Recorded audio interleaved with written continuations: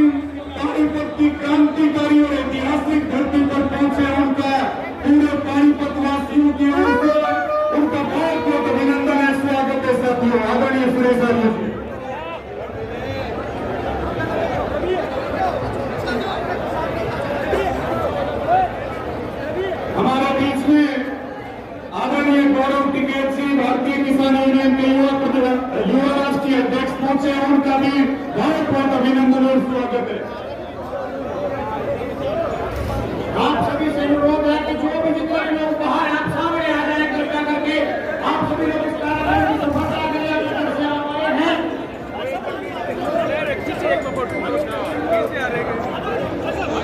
मेरा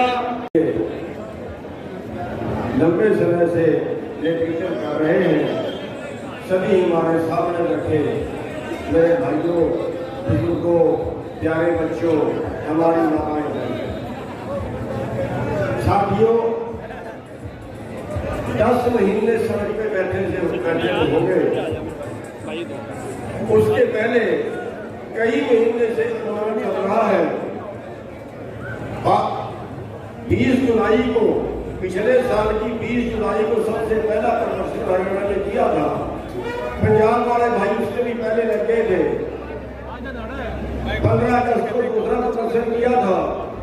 10 सितंबर को तीसरा प्रदर्शन पिपड़ी के अंदर किया था, जिसमें बहुत बुरी तरह से लाठीचार्ज हुआ था और वहां से हरियाणा के अंदर लाठीचार्ज की शुरुआत हुई और आज तक वो शुरुआत चल रही है। मुकदमे में मुकदमा, लाठीचार्ज में लाठीचार्ज हरियाणा के अंदर होगा। 40,000 लोगों पर मुकदमा दर्ज कर चुके हैं, सैकड़ों लोगों के सिर काट चुके हैं, सैकड़ों लोगों की हड्डियां तोड़ चुके हैं। लेकिन हम चेतावनी दे देना चाहते हैं खट्टर साहब को कि कमजोर मत समझना, कमजोर मत समझना, तेरा बहम निकाल देंगे। अगर हरियाणा के किसानों ने नब्ज उठा लिया ना तो रखवाना मुश्किल हो जाएगा।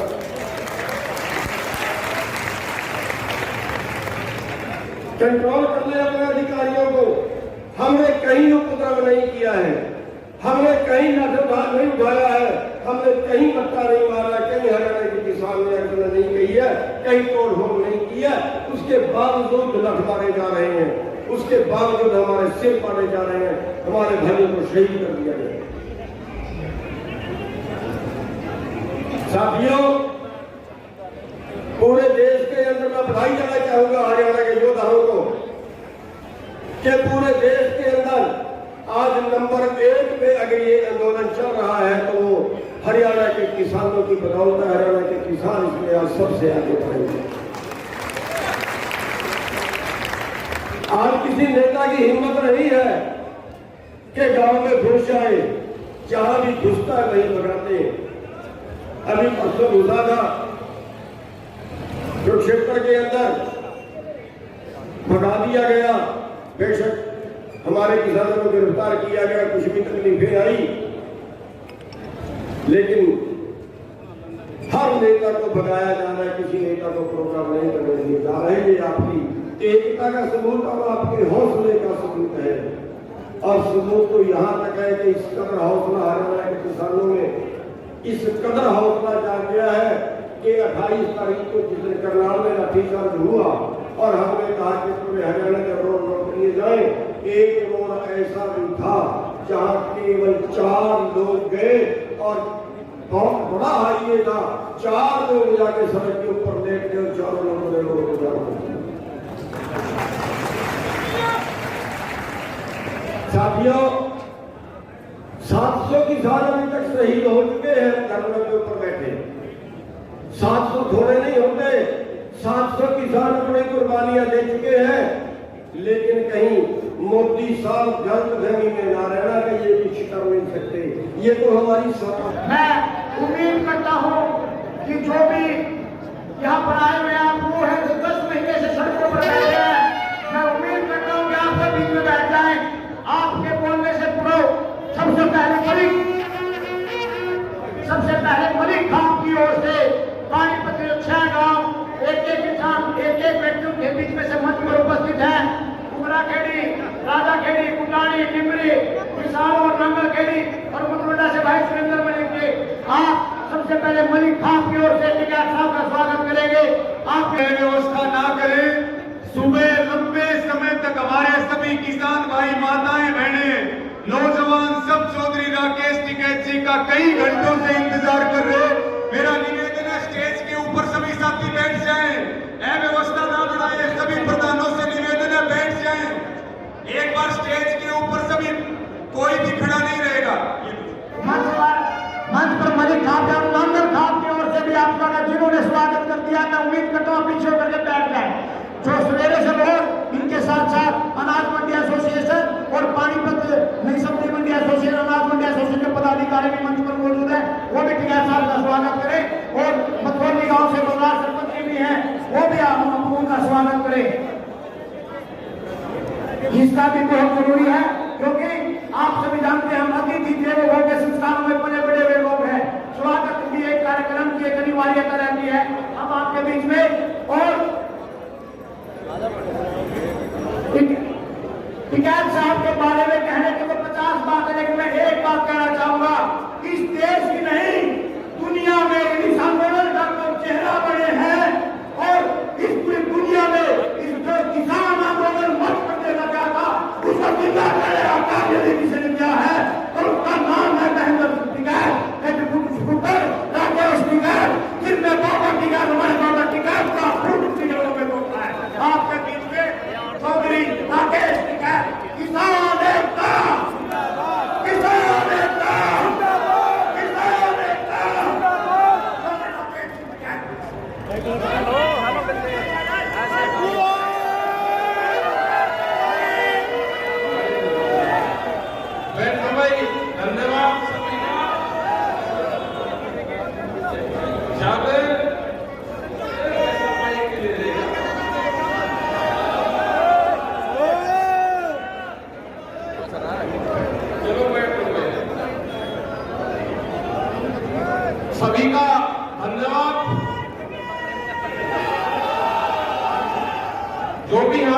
साथी आए उनका धन्यवाद, मेरी बहनों का धन्यवाद, सभी प्रेस के लोग, सभी पुलिस फोर्स के लोग, एलआईयू के लोग, और जो कमेटी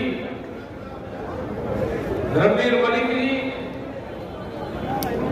और 2-3 बड़ी खापे, ब्राह्मण समाज, गुर्जर समाज, यहाँ सब समाज है, क्योंकि ये पानीपत का स्थल है, युद्ध का मैदान है, ये युद्ध स्थल। यहाँ छाया में भी बैठे हुए लोग गर्म है, क्रांतिकारी बैठे यहाँ पर सारे के सारे। तो धन्यवाद है आप सभी का जो आए हमको। तो ये आगे रणबीर जी, कुछ लोग गए थे वहां पे, रमेश भाई, उन्होंने तारीफ प्रोग्राम बना, गांव का प्रोग्राम दे रहे, कोई मतलब है आ जाएगा उसका पढ़ने में, हमको थोड़ा बहुत था कि पूरी बड़ी पंचायती करोगे, बोला हरियाणा के लोगों को दाद देनी पड़ेगी, ये प्रोग्राम छोटा सा करो तो बहुत बड़ी भीड़ करते हैं, प्रोग्राम एक गांव का लेकर आओ तो कई हजार आदमी इकट्ठा होता है, बैठो में नीचे बैठो, और आपको कोई दिखता थोड़ा सा रेडियो आवाज सुनी देते, सब उसी के से काम तो मामला है कि जो दिल्ली में आंदोलन चल रहा, उसके बारे में पिछले 10 महीने से आप लोगों के सबकी समझ में आ गया कि उसका क्या लाभ हानि है, और सरकार अभी झूठ बोलने में लगी हुई है। सरकार कहती है कि हम बातचीत कर रहे हैं, अच्छा बैठ जाओ, झूठ बोलने का एक षड्यंत्र रच लिया। उनको पता था कि किसान वैसे तो काबू में आएगा नहीं, किसान मान सम्मान को प्रायोरिटी पर रखता है, उस पर एलिगेशन लगा। हम आमने सामने की लड़ाई में कमजोर नहीं है, हम धोखे की लड़ाई में कमजोर है। वे एलिगेशन उन्होंने 26 तारीख में भी लगा के झंडा, हमने कहा भाई झंडा तो छुआ ही नहीं है, खाली पाइप लगे, हमें था उस पर एक धार्मिक झंडा लगाया, उस आंख से आंदोलन का क्या मतलब है? उन्हें फिर कहा कि पंजाब का आंदोलन है, सिखों का आंदोलन है, फिर कहा कि हरियाणा के जाटों का आंदोलन है, फिर कहा कि पश्चिम उत्तर प्रदेश का आंदोलन है, नई बात बड़ी, फिर कहने लगे ये गेहूं धान के किसान का आंदोलन है। अगर ये पश्चिम में जाते हैं तो गन्ने का आंदोलन बतावे, हरियाणा वाले तो धान गेहूं का बतावे, पंजाब में जाओ तो पंजाबी का बतावे, इनको रास्ता कुछ नहीं मिल रहा। अभी उन्होंने बताया कि प्रधानमंत्री ने घोषणा करी कि हमने छोटे किसानों को लाभ देंगे, और जो ये आंदोलन है ये बड़े किसानों का आंदोलन है। हमने कहा कि बड़ा किसान तो देश में ही नहीं, सिंडिकेट लगे ऊपर, छोटा धान उपजा लो या बड़ा उपजा लो या कणक पैदा कर लो, रेट उसको एमएसपी से तो खरीद होती नहीं।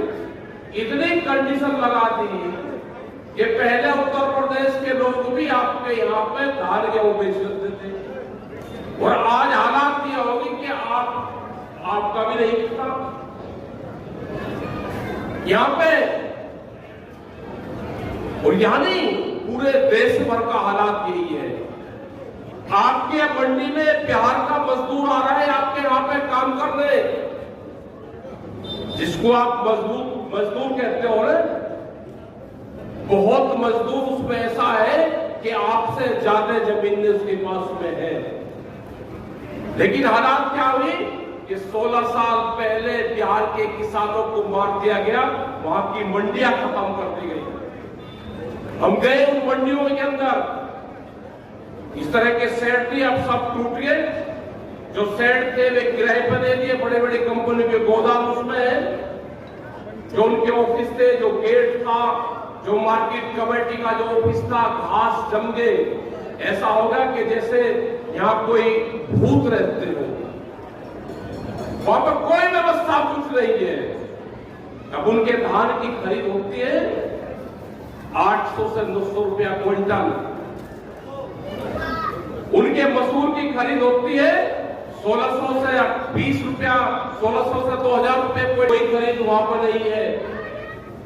जो वहां पे सरसों का भी किसान था या दूसरी जगह भी था, अब आप जो स्पेलर से सरसों निकालने का काम करते थे, जो पिंडी दर पिंडी हमारे लोग काम करके उसको खाली तेल यूज करते थे, खुला हुआ तेल, अब वो लालाजी की दुकान पे खुला तेल आपको नहीं मिलेगा, क्योंकि अगर किसी ने खुला तेल बेचा तो उसको सजा होगी, उम्र कैद तक की उसको सजा और जुर्माना है।